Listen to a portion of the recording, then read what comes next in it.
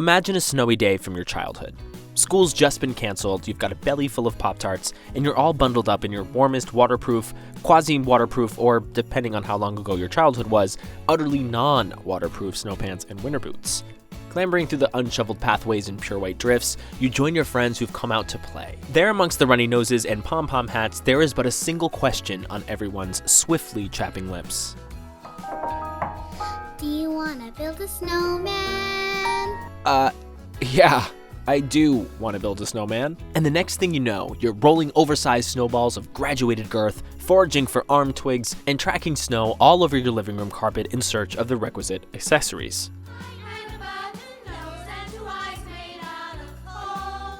Then you add a funny hat, a colorful scarf, and a handful of charcoal briquettes. And Happy birthday! even if it's been months, years, or even decades since you've built a snowman of your own, there's no denying this roly-poly icon, this unofficial mascot of winter, still holds a special place in your heart. Thanks, in no small part, to those savvy movie makers in Hollywood, a place, ironically enough, that doesn't even get snow. And yet the snowman who comes to life has been a recurring character in the classic holiday-themed entertainment for as long as there has been holiday-themed entertainment. And we aren't ashamed to admit that we wait all year long to binge it. But before we get into the happy jolly of it all, let's just acknowledge that there are some snowmen in popular culture who bring a whole new meaning to the phrase, "he has ice in his veins." And we'd like to get them out of the way first because, frankly, they scare the snowflakes out of us. Here, in order of least disturbing to downright terrifying, are some snowmen whose roles had them drifting over to the darker side of snow business. In the beloved British picture book The Snowman by Raymond Briggs, published in 1978, a little boy builds a snowman. That night in his dreams, his chilly chum comes to life. As you'll see, the coming to life motif is an absolutely critical element to the popularity of snowman lore, probably because without it, the snowman is reduced to a silent, grinning, slightly overweight inanimate presence just looming on the frozen landscape, watching, waiting.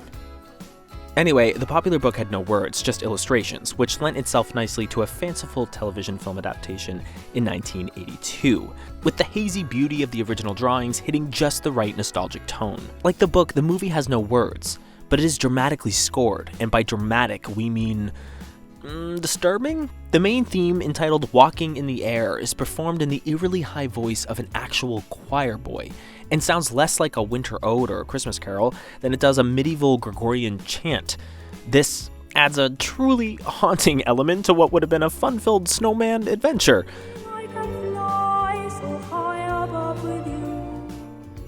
Sure, there's a lot of action and Santa Claus makes a watercolor cameo, but the story ends with the boy waking up to find that his snowman has done what snowmen do. He's melted. Not that we don't appreciate a valid life lesson, and we've got more on that later, but something about the way that final scene of the child gazing forlornly at what remains of his friend goes straight to the credits without anything at all to soften the emotional blow is extremely unsettling. And speaking of unsettling, if that snowball to the face ending weren't enough to give you chills, the film is introduced by none other than David Bowie. Yep, that David Bowie. One suspects his breaking the fourth wall introduction was intended to be heartfelt, but the only thing warm and fuzzy about it is the scarf, so yeah. But when you get right down to it, it's just Ziggy Stardust in a creepy old attic, delivering a monotone monologue that leads into a weird fever dream, which ends with the main character's inevitable slushy demise. For the more analytical cinema buff, an equally somber lesson is learned via the snowman who appears in the opening scene of the film many believe to be the greatest movie ever made. Orson Welles' Citizen Kane begins on pretty much the worst day of little Charlie's life. Out enjoying the fresh snowfall, riding perhaps the most infamous sled in all of human history, Rosebud, Charlie builds himself a small, nondescript man of snow in the yard of his family's home. Little does he know his family won't be his family for long because his mother is inside signing him away to a stranger at that very moment. You know, as one does. It's clear Charlie's stony-faced mom, played with icy detachment by young Agnes Moorehead, decades before she would become the meddling mother-in-law in Dora on TV's Bewitched, is the sole force behind this nefarious plot to give away her only child. Charlie's gentle-natured father, it seems, wants desperately to keep the boy, Now, here's why you should never underestimate the power of a camera angle. Note how the expressionless snowman is featured prominently through the window, in the very center of the frame. Listing slightly, he seems to be leaning in to eavesdrop on the grown-up's heartless plotting.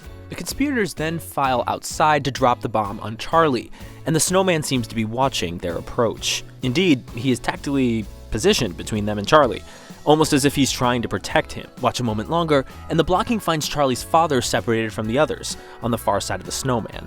Is Wells telling us that this loving pa is the lone dissenter to the plan to give the child away? Could be.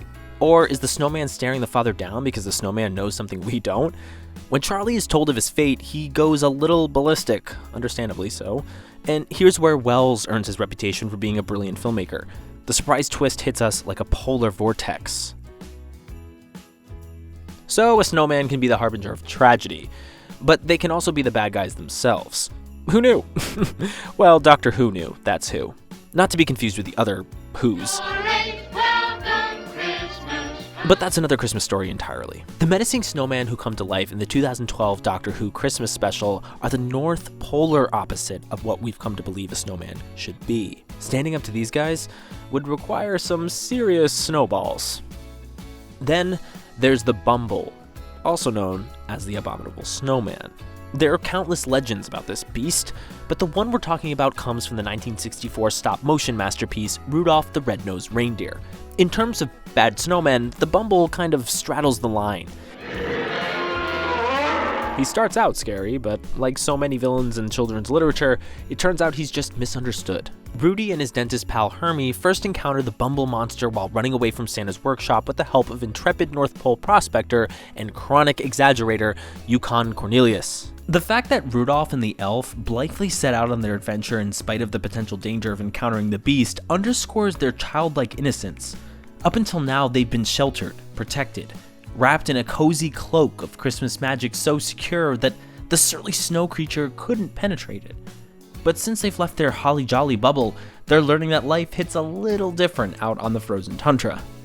After a horrifying showdown with the Bumble, Rudolph and the others go home to mourn the loss of their friend.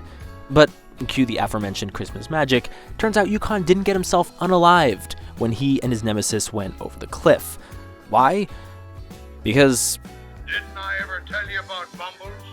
Bumbles found! Yukon gets the monster gig in Santa's workshop. And then there's this guy. Not cool, Elsa. Not cool. Well, actually very cool. Ice cold, in fact. And he's called Marshmallow. Talk about a misnomer. But we're willing to let it go. Okay, so now that we've got that chilling survey over with, let's move on to those friendly, lovable snowmen we all adore. Frosty the Snowman, what a happy, jolly soul. And riff a little bit about why we find them so darn enchanting. The snowman, or snow woman, or non-binary snow person, is the embodiment of winter fun and fantasy, perhaps because they allow us at an early age to experience the thrill of taking part in one of humanity's most dazzling mysteries, the creation myth. With a few flakes of snow and a good pair of mittens, we have the power to mold a being in our own likeness to fashion a unique creature of our own design. Because he's ours, we imbue him with the qualities we find most valuable: kindness, loyalty, the ability to dance around and go thumpity thump thump. We pretend he's real, so real in fact that in some cases we might even choose a career path for our frozen friend. Heck, we might go so far as to let him experience a vocational calling. In a word, we imagine that our snowman has a life, and therein lies the appeal of so many of these stories. When a whimsical sculpture that by all logic should be inanimate comes to life to befriend us, to teach us something, or sometimes just to provide a little comic relief, we can't help but take that as a symbol of the world's endless possibilities. What can't be, suddenly, is.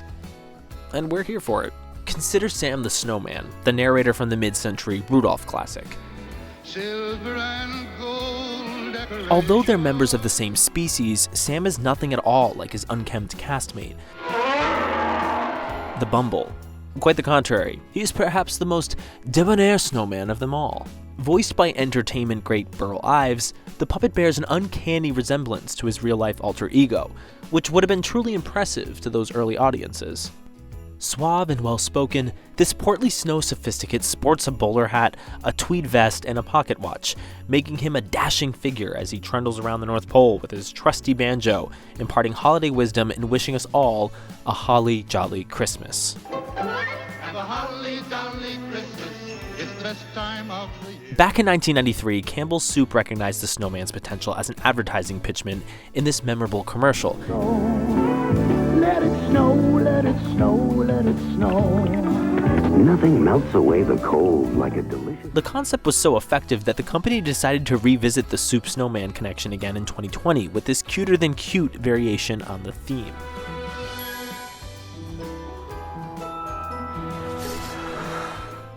What can we say? Snow sells. If ever there was, and still is, a goat in the world of snowmen, it's Frosty.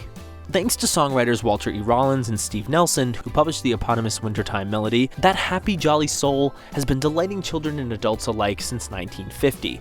Notice we didn't call it a Christmas carol, and that's because while it is generally regarded as one, the song Frosty the Snowman is in fact 100% non-denominational.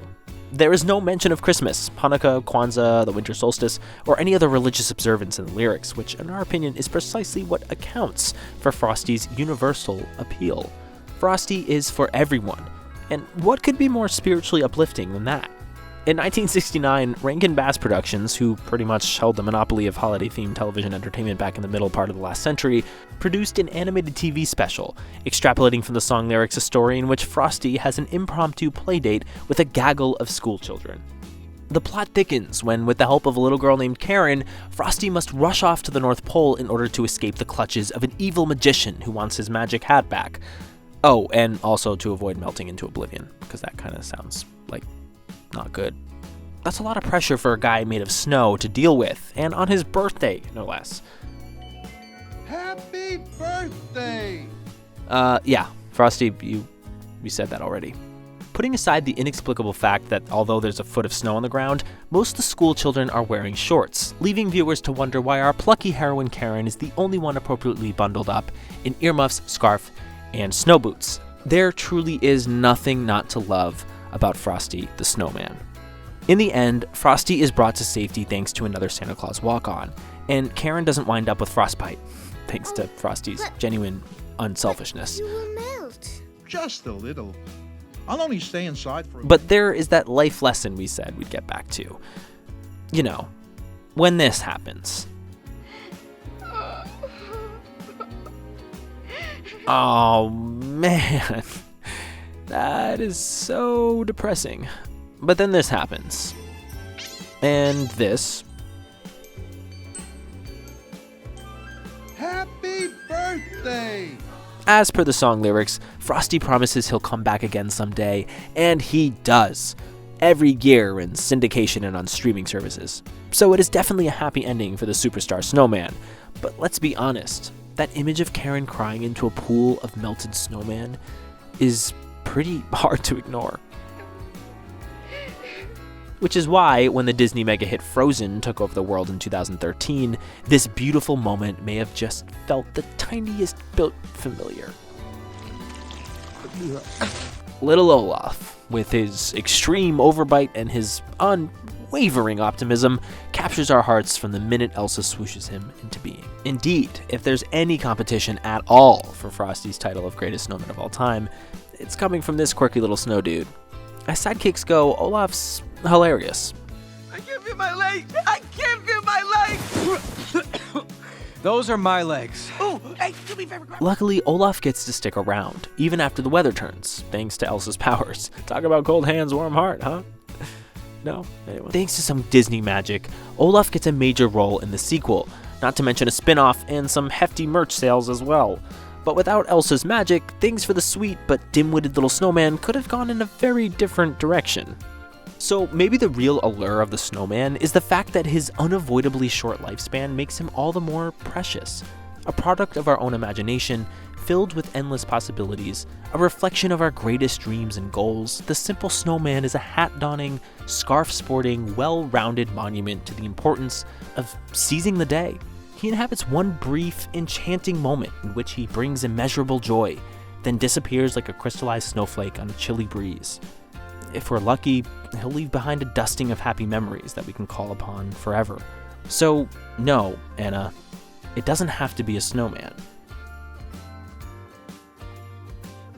But isn't it just wonderful when it is?